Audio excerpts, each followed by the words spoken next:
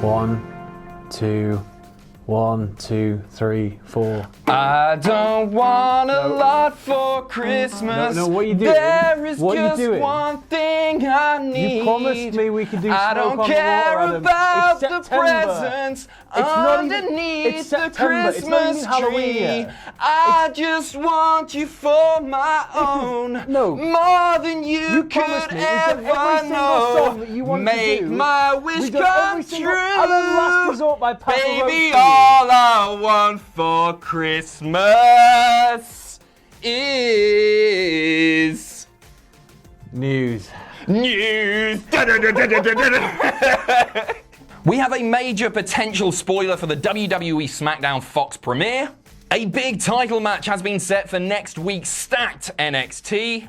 And Chris Jericho has taken a shot at an NXT Superstar. So we're kicking things off with a huge potential spoiler for next week's SmackDown, the premiere on Fox. This relates to the Kevin Owens versus Shane McMahon ladder match. This is being reported by WrestlingNews.co, and a current plan is to have Shane McMahon lose that ladder match. It's career versus career, and to write Shane McMahon off of television. There is a reason for this. And that's quite simply because Fox, as we all know, they want a more sports-like broadcast. Yeah. They don't want the horribly dated, miserably tiresome trope of authority figure on the weekly show. They want to get rid of Shane McMahon. Now seems like the sensible time to do it. I disagree with this completely. I think that reason. No, you do I not. think that reason is absolute bollocks. The only reason they want rid of him is because he's the best wrestler in the world and he will embarrass every other person in that ring on the premiere episode. He'll beat Owens in like 4 seconds and invite every single member of the roster down and beat them again, ladder match after ladder match. Sure, okay. Kofi and Brock as well. I really hope we don't eat our words on this one because it's been an awful long time coming. I think this actually makes perfect sense. I was very surprised when this match wasn't announced for Hell in a Cell. Yeah. The fact that it's happening next week, there's got to be some reason for that happening. They want to rid of Shane. It makes the most sense. I mean, if Shane's transitioning into a backstage role, just have it happen. That's it. Fox starts. It's all sports driven. I think we're not going to be without an authority figure. I think there will be a GM. There will be somebody, whether that's Bischoff or whether it's somebody that's brought in to be the GM. Sure. I'd much prefer that to the old McMahons. I want Jack Tunney back. I want Jack Tunney back, or that sort of figurehead who steps in when it's absolutely necessary, but otherwise is unseen. It's so played out. We've seen it for 20 years now. Yeah, well, more. I think just throwing to somebody who's in head office and occasionally having them appear when something outrageous happens, like Jack Tunney. Otherwise, just let these things happen organically. Or holla holla player. I wouldn't be upset about that. I'd be happy. Yeah, you want to see Teddy back? He's getting on a bit, bless him. Yeah, but if Brock can wrestle on SmackDown, then so can The Undertaker, and you can either go one-on-one with him, or they can do tag action. The tag team of Brock and Taker, there's no history there. That makes perfect sense. Throw them together. I can't wait. There's loads advertised, not just for SmackDown next week. Obviously, we've got Kofi versus Brock, but across the board, there are huge matches. It's a massive week for wrestling. What a time to be a wrestling fan, Absolutely. Right? We're shaking things up next week. There are new hosts on Graded. We're adding an episode of WTF. AEW WTF is happening. It's all happening. Keep an eye on Cultaholic. Next up, last night on NXT, we saw a new number one contender crowned for the NXT Championship, a match which is happening on an incredibly stacked NXT next week. That match is Matt Riddle, the new number one contender after defeating Killian Dane in Street Fight Part 2, taking on the champion Adam Cole. Yes. I've heard mixed things about this match. I haven't had a chance to watch it yet. It was similar to the first one. So I think a lot of people were like, oh, it's just the same stuff. And there are points where it sort of got a bit similar, but at the same time, Dane put Riddle through a wall. There were table spots. There was like the first time that they resorted to using a weapon, like the first few minutes was them just going back and forth, and then Dane gets on the outside and he just launches this chair like 8 feet straight across the outside, just nails Riddle in the face with it. Like, it was great, but yeah, it just depends. I guess if you think it's a bit too samey, you're not going to be able to unsee it. So they are throwing absolutely everything. Well, they're going balls to the walls They're going up against the competition for the first time, aren't That's they? right. The whole 2-hour show will be broadcast. It's not going to be split in half like it has been for the past couple of weeks. However, that's not it, right? So we've got another 2 championship matches announced. The first being the tag team champions, the Undisputed Era, taking on the Street Profits, who we haven't seen in a while. Yeah, Exciting. Street Profits this week appeared and they were like, we are coming back October 2nd, we're going to get our belts back. So they've been sort of teasing it a little bit here and there, but like, this is the first big. It's not happening. Not a bloody chance. Also, the NXT Women's Championship, Shayna Baszler, the champion, of course, taking on Candice LeRae. That's going to be a hell of a match. This is shaping up to be like a mini takeover, isn't it? Yeah. There's so much going on. You know, you gotta hit hard. Yeah, well, absolutely. This is going to draw eyes away for sure. You know what? Oh, no, I almost said I'd rather watch NXT this week than AEW. I'm going to watch both, obviously. If I could only watch one. But I'm wondering if they're going to. First one, I don't know. I'm wondering if they're going to do something big and dramatic, like all of a sudden you get in there and there's a cage. Like there's a cage just suspended and it's not been announced, and then it happens.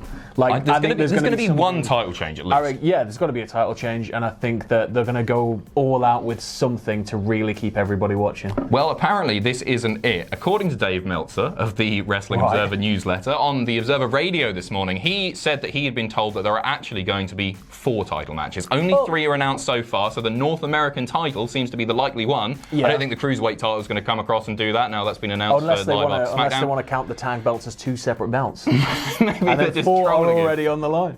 So, North American title, the champion, Roddy Strong. Yep. Is it going to be Dream again? Is it going to be an open challenge? What are we going to see? I think it's going to be either Dream using his, rematch clause, or it's going to be Dunn, because him and Roddy and Dunn have a past. Obviously, Roddy turned on Dunn to join the era.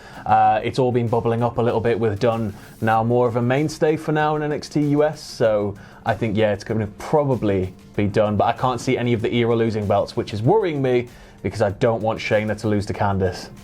Really? I want Shayna to keep that belt. Candice is great. I know, same here. I know you. I think Shayna is one of the top heels in the biz. Yeah, both men and women. She's incredible at what she does. I sort of want to see her go too far.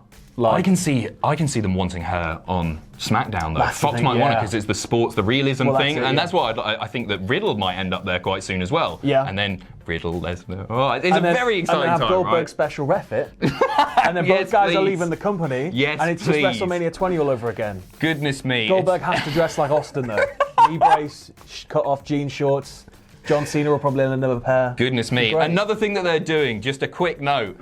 Marrow was really hammering home the fact that next week is going to be presented with limited commercial interruption. Yeah. They are cutting back on the adverts for NXT just to keep people watching for longer. I mean, there must be at least 5 to 10 minutes or so of adverts throughout the broadcast, which are just like WWE shop. Sure. You think those are the ones that get cut? They could just ticker tape all that at the bottom. It's going to be a very wrestling heavy show, I think. It's already wrestling heavy now. It's 2 hours, Jesus. Oh, for sure. But next week is just going to be boom, boom, boom, boom, boom. Maybe a couple of in-ring promos, nothing backstage, I think. Let us know. Let us know in the comments. If you could only watch one of them, which would you be watching? Would you be watching AEW or NXT next week? Let us know. And finally, Chris Jericho has taken a huge shot. I can't stop saying huge. At one NXT Superstar. And that man's name, and that's the problem with the whole thing, that man's name is Walter, or Volta. Yes. So Chris Jericho took to Twitter saying, I'm just going to leave this here. Volta equals worst wrestling name ever. Hashtag just saying. Pow, pow, pow, pow.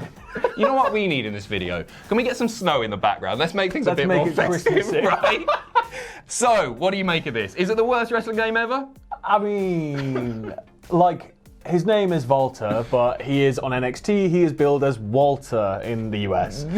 Walter is a bit of a naff name. It's the baddie from Dennis the Menace. Yeah. Wasn't he Walter? Well, he wasn't really the baddie. Walter was Softy. Yeah, I guess so, yeah. But no, he was a bellend as well. Yeah, he was a bellend. But goody two-shoes. I get it, because, Walter's a bit of a crap name. But if there's one Walter you don't want to say this about, it's the one that could cave your chest in.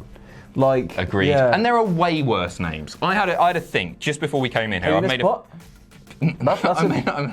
Penis butt is a bad name. Yeah. For a wrestler, I agree. Yeah. There are lots of bad names if you want to run down. We won't go there. Just some WWE superstars. Jimmy Wang Yang. That's a bad name. Kelly. So good they named her twice. Meat. Yeah, that was pretty bad. Tugboat. Disco Inferno. Disco Inferno's bad. Dolph Ziggler. Dolph Ziggler is a bad name. Dolph. Just makes me think of the bullies on The Simpsons. Dolph, Jimbo, Kearney. I guess they were trying to go for Dolph Lundgren, because when he had short hair, he sort of looked like Ziggler a little as well. It's a bit porny, isn't it? Yeah. Also, my worst of all time, just because it's so tacky, Just Incredible. No offense to the guy, it's just so lame. I quite like Just Incredible. Yeah. Although, because he was such a contemptible little arse, it was great. It just worked with the character. I get what you mean. It was instant heat, just the name. I'm going to go to the audience again. Let us know your worst wrestling names. Otherwise, Volta will come and kick the living piss out of you, just like he's going to do on the AEW premiere next week, Chris Jericho. It's going to happen. Thank you very much for watching. Merry Christmas. Happy New Year. See you soon. Thanks for watching. Let us know what you think in the comments down below. You can follow us on Twitter at Cultaholic. You can find us on Facebook at facebook.com/Cultaholic. If you enjoy what we do here at Cultaholic, you can pledge to us on Patreon. That's patreon.com/Cultaholic. And most importantly, don't forget to hit subscribe and join us.